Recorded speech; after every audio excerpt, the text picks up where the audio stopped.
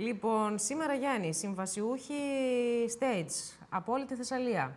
Βόλος, Λάρισα, Καρδίτσα, Τρίκαλα συγκεντρώθηκαν εκεί να διαμαρτυρηθούν, μοίρασαν φυλάδια στους διερχόμενους οδηγούς. Τους άφησαν και πέρασαν και ελεύθερα. Περνούσαν ελεύθερα. Βέβαια, περνούσαν ελεύθερα. Πήραν ένα μεγάλο κομμάτι της κοινωνίας με το μέρος τους. Έτσι. Αλλά να δούμε καλύτερα το ρεπορτάζ και θα τα πούμε στη συνέχεια.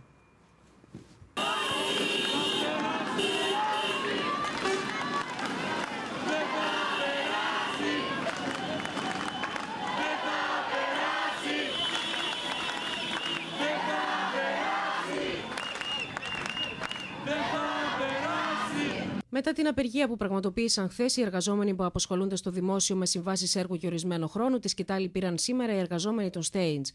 Οι εργαζόμενοι από τη Λάρισα, το Βόλο, την Καρδίτσα και τα Τρίκαλα προχώρησαν σε κατάληψη των διοδίων στον Πυριετό, αντιδρώντας την απόφαση της κυβέρνησης για τη μη ανανέωση των συμβάσεών τους στο δημόσιο και μοίρασαν φυλάδια με τα αιτήματά τους στους οδηγούς των οχημάτων, οι οποίοι διέρχονταν χωρίς να καταβάλουν το αντίτιμο. Ζητάμε μόνιμη και σταθερή εργασία και όχι στην κοροϊδία που μας έχουν 3, 4 και 5 χρόνια ανασφάλιστους με μισθούς πείνας. Από εκεί και πέρα ελπίζουμε πλέον εκτός από τυφλή να μην είναι και κουφή. Οι ηθήνοντες των Αθηνών. Όχι στο χρωματισμό της εργασίας, δεν είμαστε ούτε γαλάζια, ούτε πράσινα, ούτε κίτρινα παιδιά. Είμαστε απλοί εργαζόμενοι που τόσα χρόνια εργαζόμαστε χωρίς να παίρνουμε μία δεκάρα. Αυτή η πράξη που κάνουμε εδώ είναι καθαρά να περαστεί το μήνυμα ότι δεν κλείνουμε τα διόδια με σκοπό να μην γίνει διέλευση του κόσμου.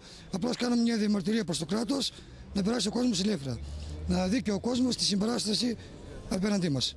Είναι πάρα πολύ σημαντικά τα ζητήματα που βάζουμε αυτή τη στιγμή. Είμαστε μέλος αυτής της κοινωνίας, δεν είμαστε ένα ξέχωρο κομμάτι αυτής της κοινωνίας. Θέλουμε όλοι να μας αντιμετωπίσουν, είμαστε τα παιδιά αυτής της κοινωνίας και θα συνεχίσουμε να αγωνιζόμαστε. Δεν θα κάνουμε ούτε ένα βήμα πίσω. Η κυβέρνηση πρέπει να καταλάβει καλά, όσο νεκρή κι αν είναι αυτή τη στιγμή, εμείς θα δώσουμε δυναμικό παρόν και την επόμενη εβδομάδα σε πιο δυναμικές κινητοποιήσεις. Οι εργαζόμενοι με συμβάσεις Stage διεκδικούν τη μονιμοποίησή τους στο δημόσιο, καθώς εξυπηρετούν μόνιμες και διαρκείς ανάγκες. Η κυβέρνηση πάντως έχει ξεκαθαρίσει ότι τα προγράμματα Stage θα καταργηθούν και όλες οι προσλήψεις στο δημόσιο και ευρύτερο δημόσιο τομέα θα διενεργούνται από το ΑΣΕΠ.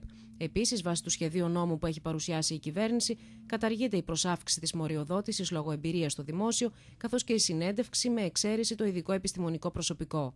Η κυβέρνηση δείχνει μέχρι τώρα ότι δεν έχει καθόλου αντανακλαστικά. Κάναμε μια πορεία στην Αθήνα να μετρήσουμε λίγο τα αντανακλαστικά της κυβέρνησης. Μοιάζει με αντανακλαστικά νεκρού. Δεν βλέπει τόσο κόσμο, τον πετάει στο δρόμο. Κάποιοι από αυτούς έχουν μπει σε ηλικία 35 χρονών, έχουν ή 40. Πλέον μπαίνει και κάποιο ρατσιστικό θέμα ότι κάποιοι 40-42 χρονών δεν μπορούν πλέον να πάνε πουθενά. Τους έχουν στύψει σαν λεμονόκουπες, τώρα τους πετάνε στο δρόμο. Αυτό δεν είναι πράσινη ανάπτυξη. Αυτό είναι πράσινος μεσαίωνας. Στο φορέα 304 ΠΕΒ υπάρχουν 10 άτομα. Είναι 2 άτομα τεχνικό προσωπικό και 7 άτομα γραμματιακή υποστήριξη.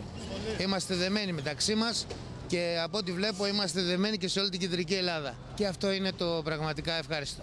Οι εργαζόμενοι ζήτησαν συγγνώμη από τους οδηγούς, καθώς η κυκλοφορία διεκόπη για μία περίπου ώρα από την αστυνομία και γινόταν από παράδρομους. Θα θέλαμε να ζητήσουμε συγγνώμη από κάποιους οδηγούς, τόσο για τις ουρές που δημιουργήθηκαν εδώ στον Πυριετό, προς Θεσσαλονίκη και προς Αθήνα.